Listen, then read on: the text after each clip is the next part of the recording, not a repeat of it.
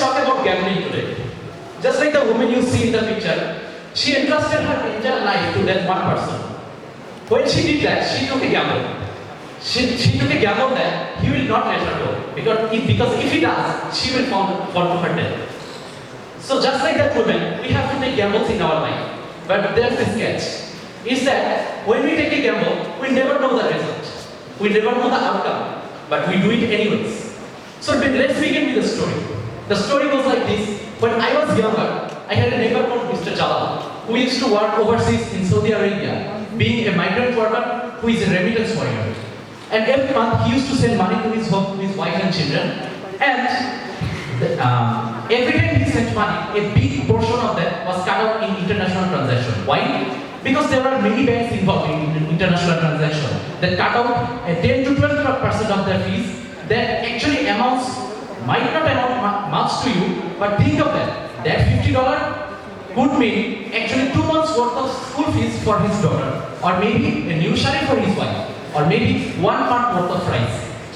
So while you are thinking about this, a friend comes up to him and tells him that I know this guy. If you send money to him without actual transfer, that amount of money will be transferred to him in Bangladesh by someone else. So he agrees. Why would he give bank that much money? And it actually happens. It instant transfers, and there are no intermediary fees. And so it goes on like this, months after months, until suddenly that guy goes sick. Of course, along with 3 months worth of money.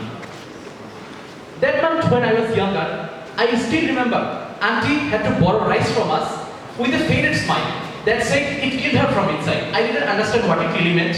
I just saw that her kids actually quieter and pretended that they weren't hungry anymore. I noticed after sunset, their houses grew dimmer due to unpaid electricity bills. Why did this happen?